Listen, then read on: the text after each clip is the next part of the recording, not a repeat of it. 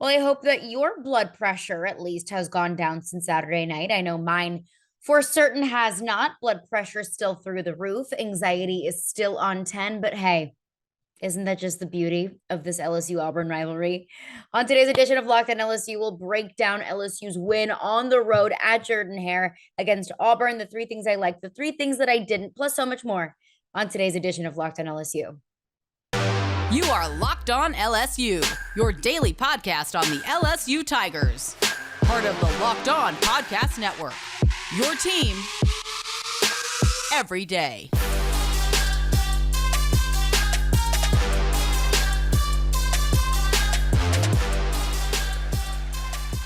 Well, thank you for making Locked On LSU your first listen every day. We are free and available wherever you get your podcasts. You can also find us on YouTube as well. So you can listen while you're on the go, and you can also watch wherever you like, on your phone, on your smart TV, on your computer, however you like to listen to your podcast. But I also want to let you know that LinkedIn Jobs is the official college football recruiting sponsor across the LSU College Network. LinkedIn Jobs helps you find the candidates that you want to talk to faster. Post your job for free at linkedin.com/lockedoncollege. Terms and conditions apply. Well, it was not pretty. It was not pretty by any means. It was not pretty offensively.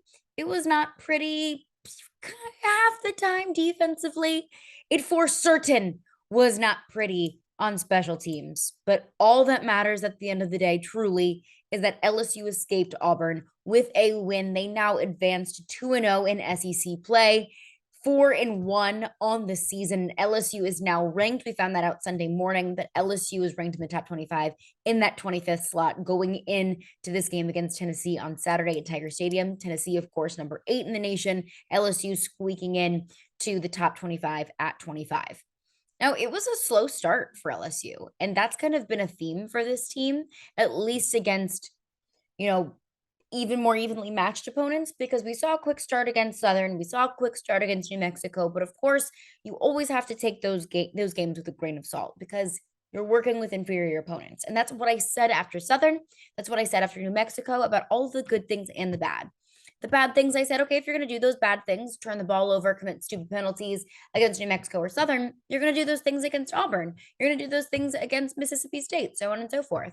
But the good things as well, the good things that happened against New Mexico and Southern, the quick starts, very high-powered offense. I said, okay, I love seeing those things against those inferior opponents, but can you do it again against an Auburn, against Mississippi State? Now, the slow start was something that we've seen. It's an unsettling theme with LSU throughout the season against more evenly matched opponents, and I didn't like that. And it was such a slow start that LSU dug themselves in a 17-0 hole in the first half. Now, the good side of that is they were able to get themselves out of it, and I want to give them plenty of credit for that. I'll do that throughout the rest of the show, but the slow start was so frustrating to see from LSU, especially to see it from an offense that has struggled mightily so far this season. And to see this offense that struggled to put up points against Missouri, which, ranks statistically in the bottom of the SEC in almost every single statistical category, and Auburn couldn't get things moving offensively. And then against LSU, they're able to sling the ball all over the place. So that was a little bit unsettling. The penalties, such sloppy play. And I'll break down exactly, how the penalties really kind of shot LSU in the foot. The penalties were really difficult for LSU. And whenever you're playing an opponent, an SEC West opponent, I don't care if it's Auburn and I don't care if it's Alabama, you can't commit penalties like that. You can't make it more difficult on yourself than it needs to be, because then that just makes it more difficult to get back in the game. If you give Auburn an opportunity, I don't care if this is, an Auburn team that maybe hasn't found as much success as they have maybe in the past. I don't care. This is an Auburn team that is at least talented enough to take advantage of the opportunities that you give them. It was truly a turnover battle. It was a turnover battle. It was a penalty battle. The penalty battle that LSU lost, and the turnover battle that LSU did win. Auburn turned the ball over 4 times. LSU turned it over only once. And there was that weird weird point like late in the fourth quarter where LSU fumbled and Auburn recovered, and then Auburn fumbled and LSU recovered, and it was a whole bunch of back and forth. But overall, just one turnover on the day for LSU, and they have been so good at taking care of the football so far this season. So if they can continue to do that, LSU will find a whole lot of success. But it was turning the ball over that really, really was the Achilles heel for Auburn on Saturday night. Overall, my overall takeaway on this game is survive and advance. That is the absolute most important thing when you get into SEC play. It doesn't always have to be pretty. Sometimes I wish that LSU would at least make it easy on us. Sometimes I wish that LSU could just have a blowout game, a boring game, take care of business and move on. But it's not what we've seen from this team so far, at least, against SEC opponents or against Florida State. They made it harder than it needed to be. But overall, they got to win. They're 2-0 in the SEC, 2-0 in the SEC West. And those are very important things. Pick up the wins where you can get them as this schedule gets more difficult moving forward. But overall, my takeaway was they got to win when they needed to. They just made it so much more difficult on themselves than it needed to be in a really difficult environment to play in. So I think we learned a lot about this LSU team against Auburn. I think this LSU team has had plenty of battle tests so far this season, and they're only going to get more. But what did we learn exactly from this specific battle test in LSU's first road game? Again, escaping that first road game unscathed with a win. So coming up next, I want to get into the 3 things that I didn't like from LSU against Auburn. What did we learn from this team in kind of a negative light? We'll get into that. And of course, we'll always end our Monday shows with 3 things that I did like. And on a happy note, we'll get into 3 things that I didn't like coming up next. Now, you wouldn't take a high stakes bet on a sports book. So why would you do the same with your small business? Don't do that. You want to be 100% certain that you have access to the best qualified candidates available. And that's why you have to check out LinkedIn Jobs. LinkedIn Jobs helps you find the right people for your team faster and for free. So I work for a radio station, and when we needed to fill a position, we needed to do it immediately. We turned to LinkedIn Jobs because we knew that was going to be the fastest, easiest, and cheapest, and really most efficient way to find the right candidate to fill that position. So all you have to do, it's free to post a job on LinkedIn Jobs. That's the most important thing. So you don't have to throw money away on posting jobs on all of these different job boards. It's free. Just go to linkedin.com and post the job and add the purple hashtag hiring frame to your LinkedIn profile to spread the word that you are hiring. They've got really easy, simple tools, easy to use, easy to navigate. That simple tools like screening questions that make it easy to focus on candidates with just the right skills and experience so you can quickly prioritize who you'd like to interview and hire. So don't waste any time trying to screen potential candidates or look through people who really aren't qualified for your job, because LinkedIn will do that for you. It's super important to finish the year strong in my business and in your business too. So find the right team member that can help you do that. That's why small businesses rate LinkedIn Jobs #1 in delivering quality hires versus leading competitors, because it's effective, it's efficient, and it's free and easy. LinkedIn Jobs helps you find the qualified candidates that you want to talk to faster. Post your job for free at linkedin.com/lockedoncollege. That's linkedin.com/lockedoncollege to post your job for free. Terms and conditions apply. Well, thank you for making Locked On LSU your first listen every day. We are free and available wherever you get your podcasts. You can also find us on YouTube as well. Just search Locked On LSU in the YouTube search bar. Hit that subscribe button and you'll get notified as soon as Locked On LSU drops, so you won't miss a single second of your Locked On LSU content. But let's get into it. The X's and O's, the nitty gritty of LSU's win on the road at Auburn. 3 things that I did not like from that game. And I'll be honest with you, there was a lot of that I didn't like. There's a lot that I did like as well. I think there was a good bit to choose from 3 things that I did not like from that game. First and foremost was the passing defense. This LSU defense looked so stunned at the Auburn passing game. And I go back to last week when Brian Kelly was kind of highlighting what the game plan was without really saying, hey, this is our game plan. He mentioned that the offense was going to have to play safe football, take care of the football, be balanced on offense in the passing game and in the run game, which they weren't necessarily on Saturday night, but they did what they needed to do. But overall, he said, but we got to stop the run. But we've got to stop Tank Bigsby. We've got to stop Jarquez Hunter. So I have to believe that the message all week long and the game plan for LSU, at least in the first half, was to stop the run. Well, then Robby Ashford comes out and starts throwing the ball all over the place. So I think that LSU was a little bit caught off guard, and the pass defense just wasn't prepared for that. I mean, Robby Ashford threw for 337 yards, 19 completions on 38 attempts, 2 touchdowns, and 1 interception. I mean, throwing the ball 38 times. And Auburn found a whole lot of success doing it. And they spread the ball around to several different receivers. They had 8 different pass catchers, 3 with 50+ yards. I mean, there were so many members of the LSU secondary that were missing easy tackles. They left these Auburn pass catchers wide open, and then with wide open field to add yards after catch. I mean, there were so many plays when I thought, why is there nobody on this guy? I mean, let's just break it down. In Auburn's first drive, that first touchdown on their first drive was set up by a 10-yard pass and then a 53-yard bomb to Javarius Johnson. And there was nobody on him. He just had a wide open field. And then in the second drive, a touchdown set up by a 20-yard pass and then another 61-yard pass to Jarquez Hunter, a running back. What running back catches 61-yard passes? And then an 18-yard pass in the end zone.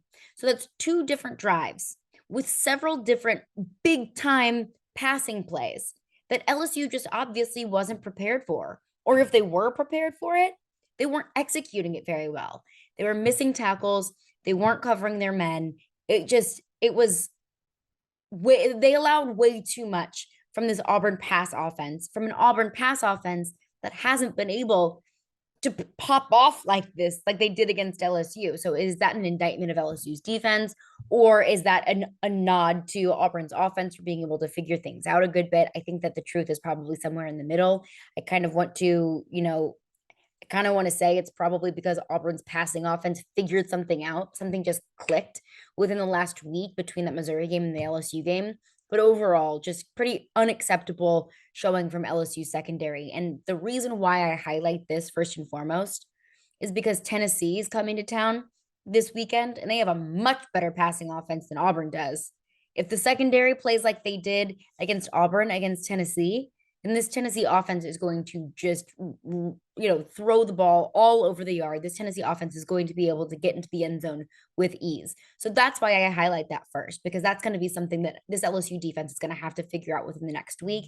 But also saying that, but also recognizing that this LSU defense is going to be ready for Tennessee's passing offense, for a high-powered offense, for a quick offense, an offense that likes to spread the ball around. At least hopefully they be prepared for that. So I go back to the question, were they caught off guard by the passing game, or is that just the LSU secondary? We've seen some really good things from this LSU secondary so far this season, most notably the Mississippi State game. So I have to believe that it was just Auburn's passing game figuring something out within the next week. But it was still something that I didn't like was the pass defense. Kind of turning to the other side of the ball, the second thing that I didn't like was the passing game itself. I mean, Jayden Daniels was held to only 80 yards on 8 completions, but here's the kicker. It's not like he didn't try to throw the ball. Jayden Daniels very much so did try to throw the ball.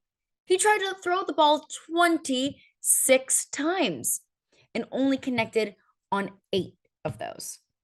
Now, of course, we saw Jayden Daniels go down in the second half with a knee injury, kind of a brutal knee-to-knee contact. Don't know exactly what that means for his availability moving forward. I don't know if it was just, something that got tweaked, something that he was just like, hey, I'm out for the rest of the game, or if that's something that's going to leave Jayden Daniels out for the next couple of weeks. But he did go out in the second half. Garrett Nussmeier came in, and he only completed 2 passes on 6 attempts for 5 yards. I mean, LSU had 85 passing yards against Auburn. I mean, they escaped with a win, which is truly astonishing. But still 85 passing yards nonetheless. And a little bit of a fun fact for you.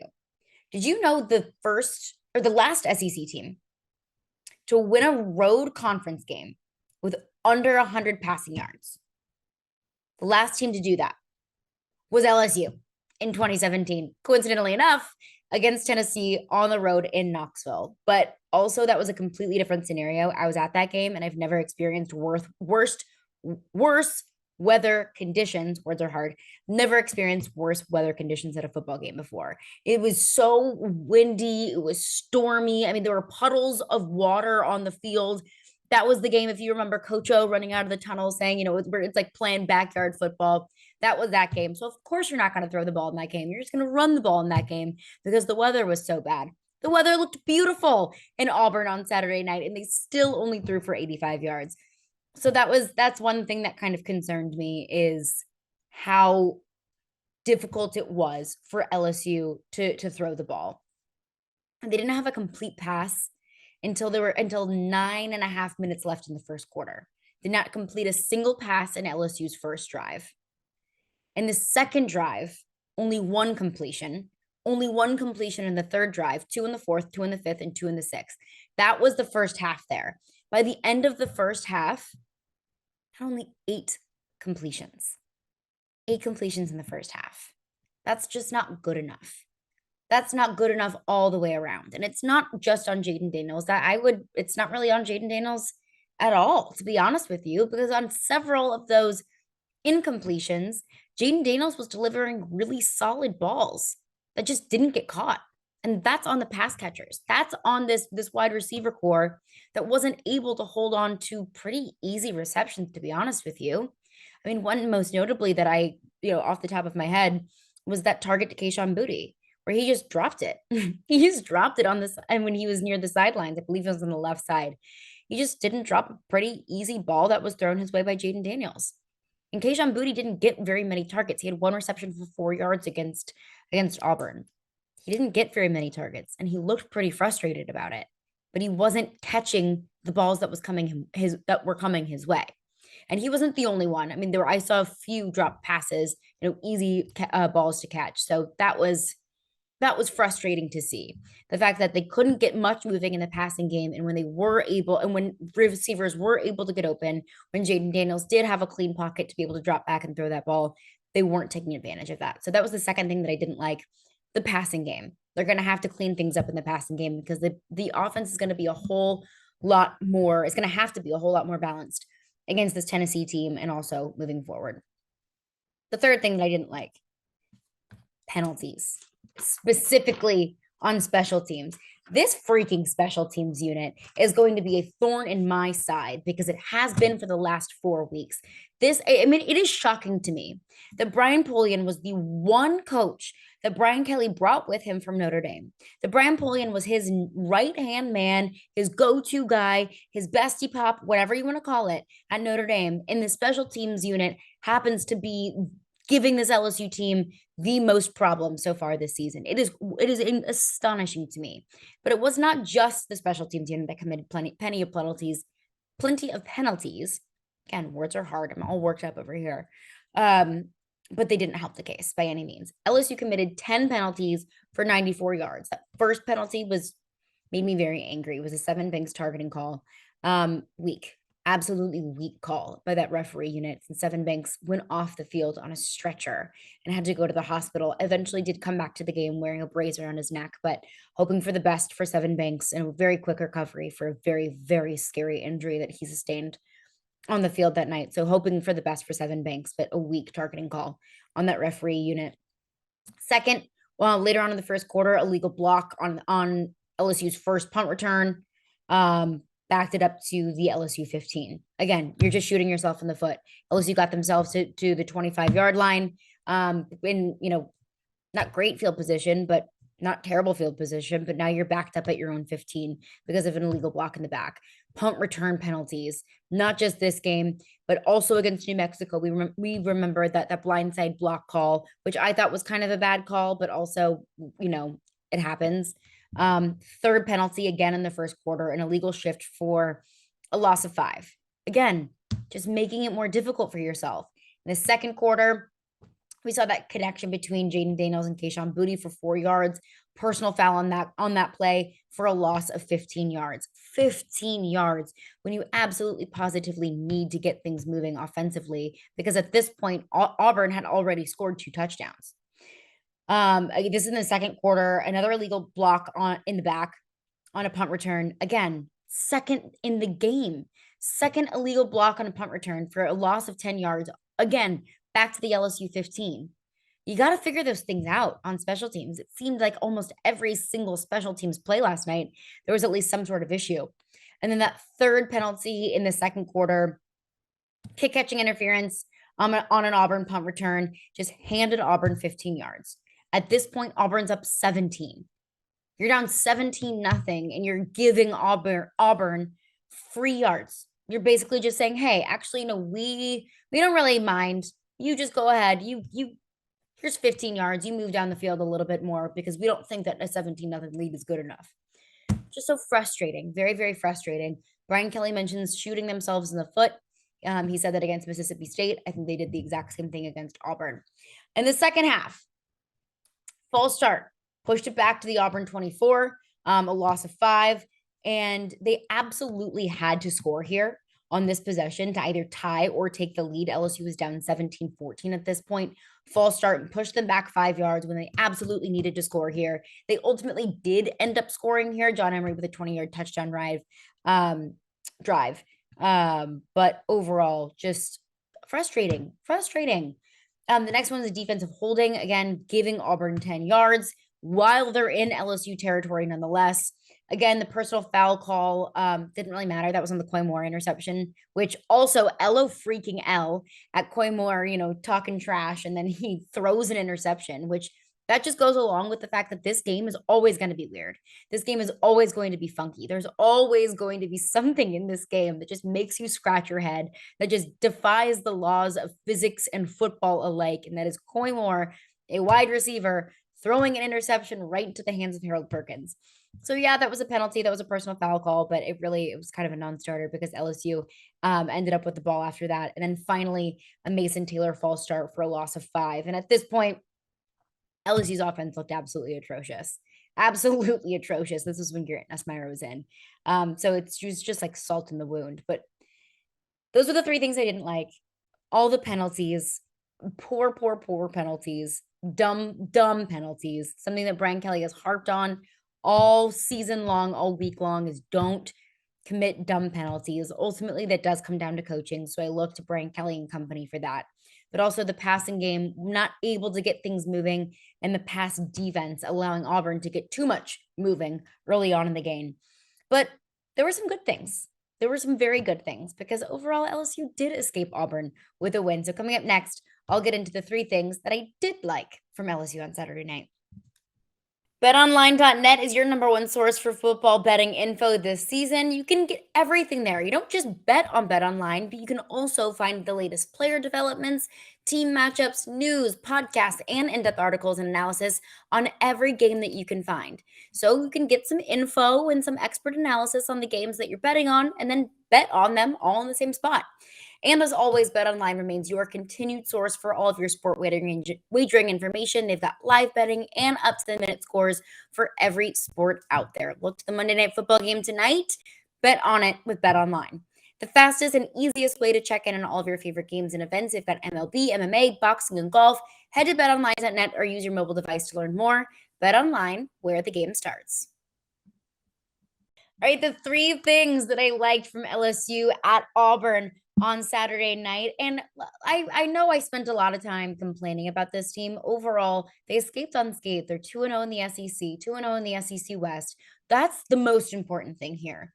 In this league, in the SEC, when every single game could be a bloodbath, the most important thing is surviving and advancing. But there are, not every win and not every loss is created equal. Even in a win, you can pinpoint things and say, this is what concerns me. And I think that we saw, I did, and I'm sure you did as well as an LSU fan. You probably saw some things that concerned you, but there were also some things that gave me hope, some things that made me really excited about this LSU team.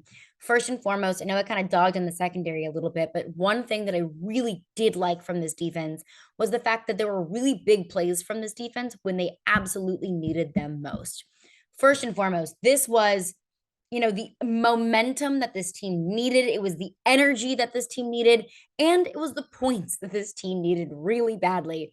BJ Ojulari forces a Robby Ashford fumble. Jay Ward was able to recover it, returned it for a touchdown, got LSU on the board. Finally, LSU still down 17-7, but they got on the board when they needed it most.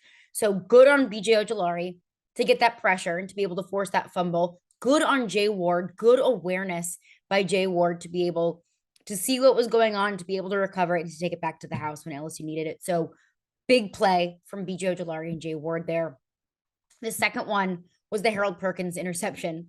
Again, LO freaking L at Koy Moore throwing us an interception. Harold Perkins intercepted that, and LSU didn't score on this possession, but the more important thing for me at this point was the fact that Auburn was at second and goal in LSU territory. Auburn was going to score on this drive to take the lead, and Harold Perkins stopped that from happening. So even though they didn't pick up points, at this point, LSU was up 2017.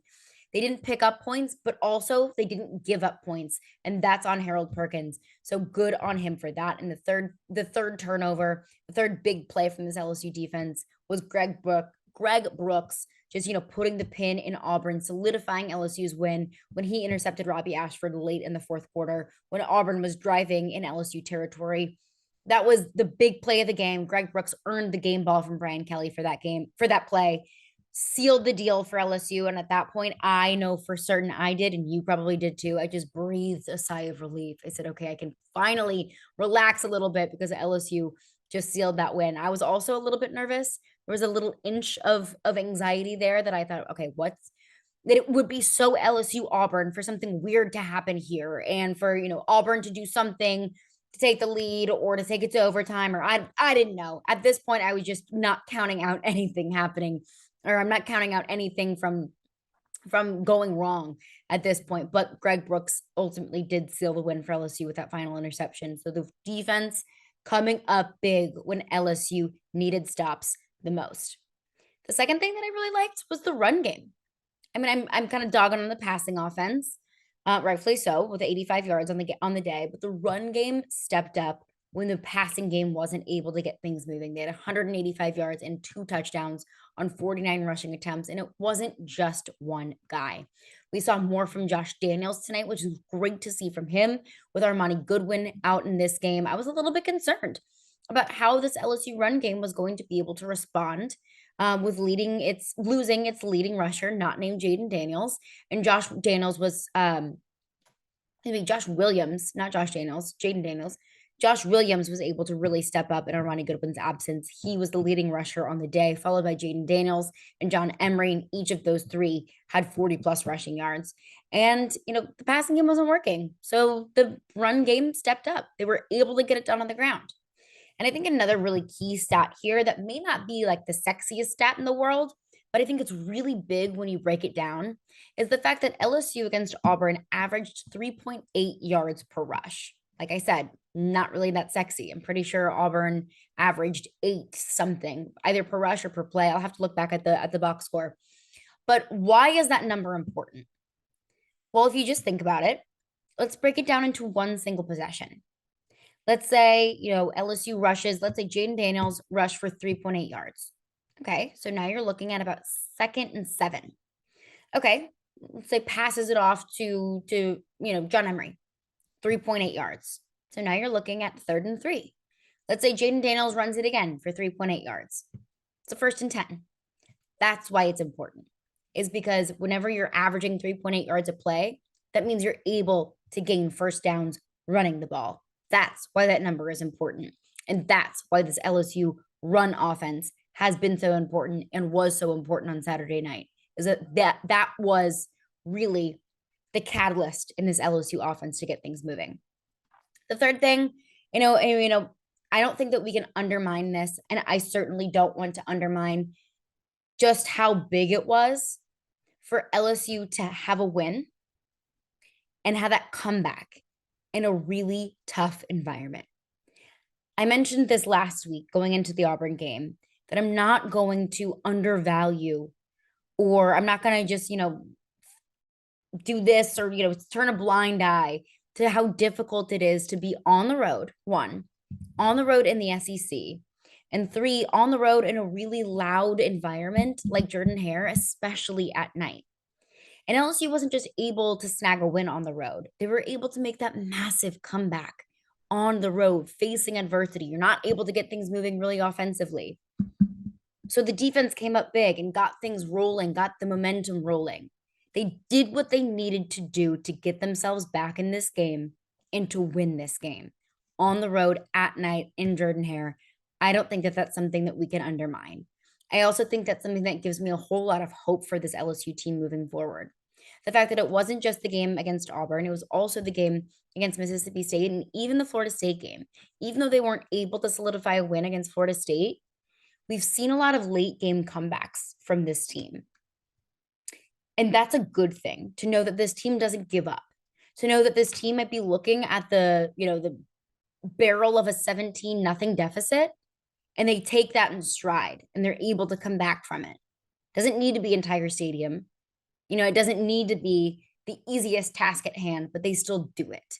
So even though it wasn't pretty, even though it made me so much more anxious than it needed to be, even though it was so much harder than it needed to be, even though I was pacing around my apartment, like with my hands on my hips, breathing heavily, hyperventilating because I was so anxious and nervous about this game, they were still able to come back and escape with a win. And I don't think that's something that we can undermine. I don't think that's something that we can undervalue. The fact that you cannot count this LSU team out. And that's really important. But that's going to do it for me today. Thank you for making Locked On LSU your first listen every day. Coming up on tomorrow's podcast, as we do every Tuesday, I'll give out my game balls on offense, defense, and on special teams. Plus, we'll break down what Brian Kelly has to say in his Monday press conference, his takeaways from the game. But you can get more on the SEC by making Locked On SEC your second listen. Every day, host Chris Gordy and the local experts of Locked On take you across the SEC in 30 minutes. Make Locked On SEC your second listen.